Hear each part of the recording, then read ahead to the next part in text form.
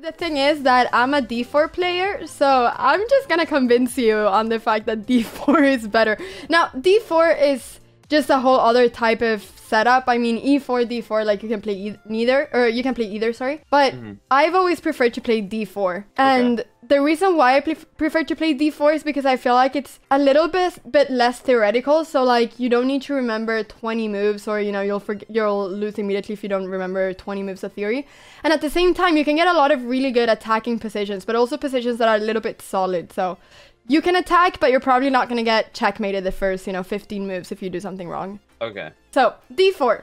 In this position, after d4, pretty much 90% of all your opponents will play either d5 or they will play knight f6. And if they play knight f6, then that's when you get into the whole King Sindian sort of line that you were talking about. So, okay. So I'm going to show you first what happens if d5. This is a position where you could play the London. Have you heard about the London? I have heard the London. I've heard it's really defensive. Yeah, and that's why I'm not going to be showing you that. But awesome. Yeah. This is going great already. Awesome. Awesome. So, in this position, after d4, d5, c4 is a really aggressive move. Oh, this is the Gambit. This is the Queen's Mark Gambit. plays against me? Yeah, everybody I teach them this. Okay.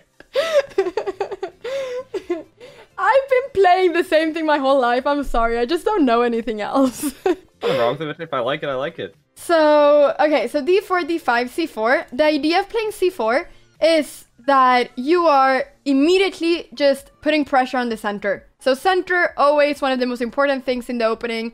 Reason why center is so important is because that's basically how you'll get a lot of space and how you'll be able to get your pieces out quickly. And yeah, I mean, if you're controlling the center, you basically just have a lot more space. And those are the most important squares of the board. So in this position, when you're going c4, you're immediately putting pressure on d5. And you're giving away a pawn, but this pawn on c4, if black captures it, it's going to be a very weak pawn. It's going to be difficult for black to keep this pawn. I can just show you some things that could happen. But for instance, let's say that they take, you can go e3 immediately and put pressure on the c4 pawn. And then if they go b5, which is pretty much the only move to defend it, then you can go a4. Can you see what happens if a6? I mean, either... If you take, they literally cannot take back. Because... And you just take the rook. Yeah, exactly. So... And you'll win some games by people going a6. I can promise you that. I'm down. That's awesome. That sounds great.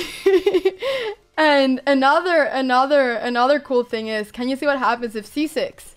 I'm not entirely sure. There is some queen check shenanigans. I don't know if that actually does anything. You can't clear out all the pawns before then, can you? No, you can't. Okay, let's get this position here. Can you see any diagonal here that is not protected by any piece? A diagonal where all of the squares are quite weak. If you just look at the whole board in diagonals. Oh, yeah. Is it queen f3? Exactly. Exactly. I never would have thought to look for that. It's a good trick to know about. And wow, they literally... Can I do anything about this? Nope. Huh. That's a rook for you. Yeah, they legitimately cannot do anything about that. All right. That seems pretty good. So that pawn basically just can't get defended, really. Pretty much, yeah. So that's why I'm saying that when you're going c4, it looks like you're giving away a pawn, but it's going to take a lot of effort for black to defend it, and pretty much all defenses for black are just not gonna be worth it. So yeah, you shouldn't really be afraid of them taking there. And if they go bishop e6, of course they could go for something like this, but if they place the bishop on e6, then they're stopping the e7 pawn from pushing. And if they don't push this pawn, then this bishop on f8, it's quite stuck. So this bishop on e6 is a really horrible piece. That makes sense. Yeah, so you shouldn't really be afraid of that. You could even just immediately go knight c3, threaten to push. It's something like knight f6. Just keep on developing. So this is nothing to be afraid of.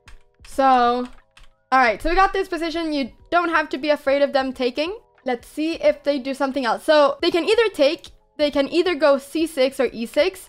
So defend this pawn with a pawn, or they can bring this knight out. The best thing for them to do is to defend this pawn with another pawn, because like I said before, you want to keep all your pieces in the, or you want to keep control of the center, and it's easier to keep control of the center with a pawn than with a piece.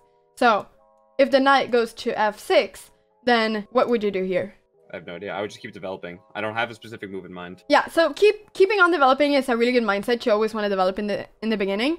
In this position specifically, when they're not defending this pawn with another pawn, you would actually take here, because after something like knight d5, you could just go e4 and just push the knight away, and all of a sudden you have this great center. Okay, yeah, that makes sense. So that is why it's important to protect the pawn on d5 with another pawn, just so that white cannot get this immediate development. And a lot of people go knight f6 to defend the pawn, like even 2100 people. When I play d4, a lot of people after d5 c4, they go knight f6, and I just don't get it, because it's just not good. But people keep on doing it, so I'm sure that a lot of people that you play against will do that. We'll keep that in mind. That seems pretty good. Awesome. So that's knight f6. So now we can just look at e6 or c6, and I'm not really going like super in depth, because I feel like otherwise you won't remember it. So I'm just trying to give you some ideas. Yeah, I don't want super in depth. I'm a 1200 rated player. Exactly. It does. I mean, your important thing is just to have plans and know why you play stuff, basically. e6 is typically, or is a really common move, e6, and now you're just gonna keep on going with the plan that you said. Just develop your pieces. So knight c3, knight f6. And I would just keep on developing pieces here. And now that you have your knight on c3, if you ever, let's say that after knight here, they take there, then you can just go e3, and there's nothing that can defend this pawn. Because b5 is not possible because the knight is here. Yeah, and you can win that pawn immediately, or you can win it later. Yeah, pretty much. But obviously if they go c6, then, you know, you should take it immediately, because after b5, then you don't have this whole, you know, a4, queen f3 line anymore. So you should take it. Yeah. So I'm assuming you take it with the bishop, and then if they did b5, would you want to drop it back to b3 or d3? So you're right about wanting to have the bishop, you know, being more dangerous for a castle. But the problem is that if you go bishop b3, there is this pawn on e6 and f7, and these two pawns are just blocking the bishop. Yeah. Okay, that's fair. So if you go bishop d3, there's not this, you know, diagonal of pawns that you can see here, but the bishop on d3 will immediately be looking at h7.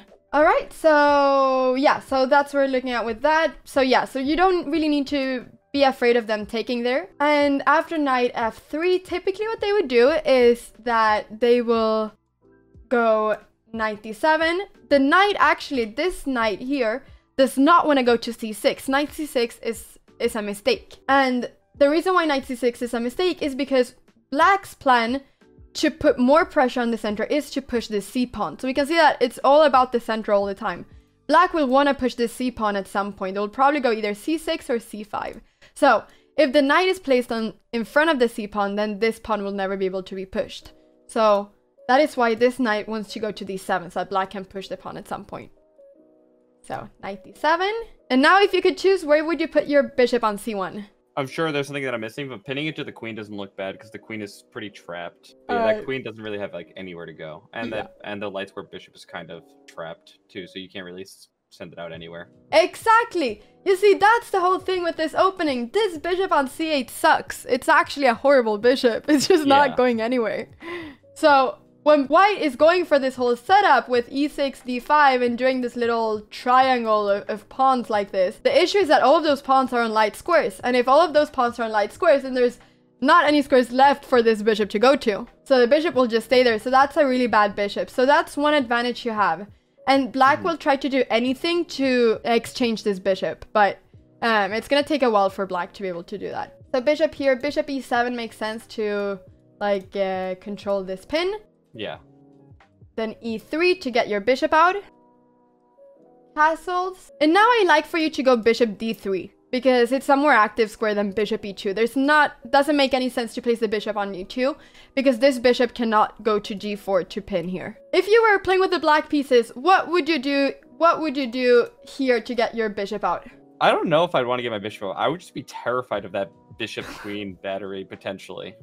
I feel like my eyes would just be gravitated, and I'd try to get away from that immediately. If I want to get my bishop out, would you V and Keto it so it protected the d5 pawn? Exactly. Yeah, that's pretty much the only way you have to get it out, because you can never really push e5. So going fianchetto, that's the way of doing it. So okay, b6 makes a lot of sense. And in this position, because you know that bishop b7 is going to be the next move, I would actually here, with the white pieces, I would take this pawn on d5. And the reason for that, it looks kind of weird to have been waiting to do that, but I would only take here if black goes b6. And the reason for that is because after taking, if they take back with the pawn and the bishop goes to b7, now there's going to be another pawn that is just blocking this bishop. Yeah, and they can't do anything about it. Yeah, so the moment that they say, okay, finally, we're gonna get our bishop out, you just create another pawn that just blocks any function of that bishop. Okay, yeah, that makes sense. So yeah, let's say that they just take and take, just like this, just normal. Then I like for you to go queen c2. Just bringing the queen here with the bishop and putting some pressure on h7. So if this knight ever moves, you can just take on h7. If they ever go h6, then just go back to h4. Keep the pressure. What's the downside of just immediately trading off that knight for your bishop? Well, have you heard about the bishop pair? Vaguely. So a bishop and a knight, they are known to be worth the same, so 3 points. Yeah. But two bishops together, they are really strong because they could control every single square of the board, basically. The bishop takes care of the dark squares, the light bishop takes care of the light squares. Those two together are not worth 6 points, but they can be worth 6.5 points, sometimes even 7. So that's the difference between two bishops and two knights. Two knights are worth 6 points, two bishops, they could be said to be worth 6.5 points or a little bit more. So you don't really want to trade off your bishop here if you don't have to. Okay.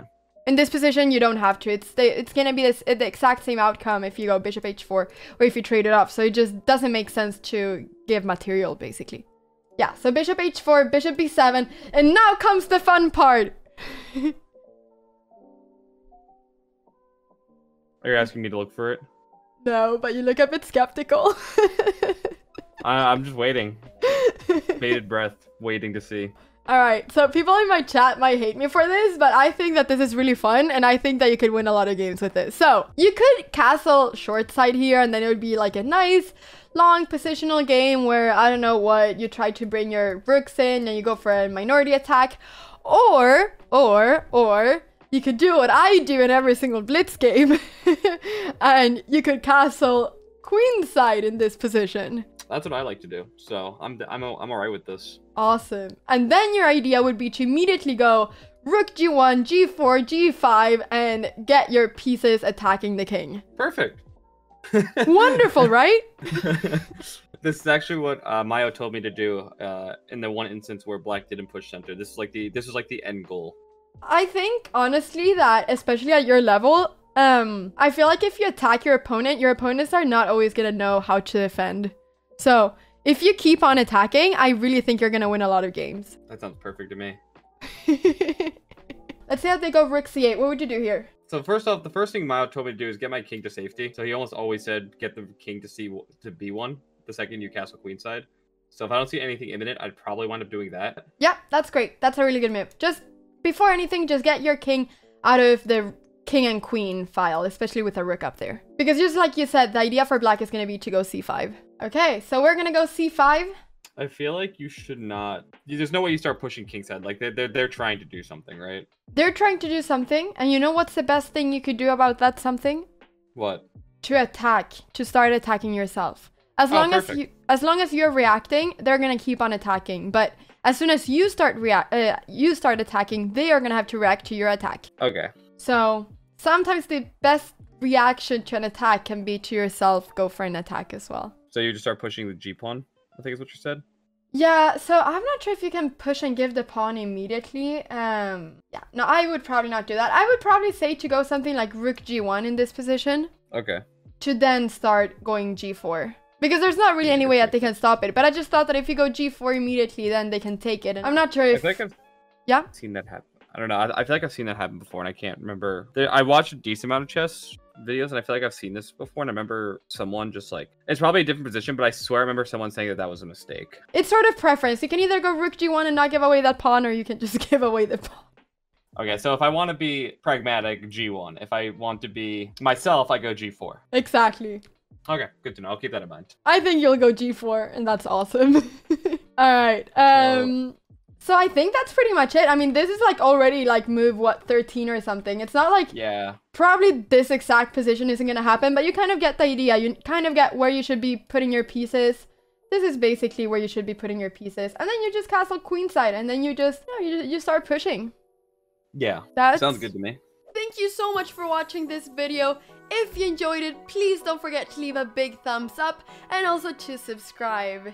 If you ever want to catch me live, go ahead and go to twitch.tv/AnnaCramling. Hope to see you there.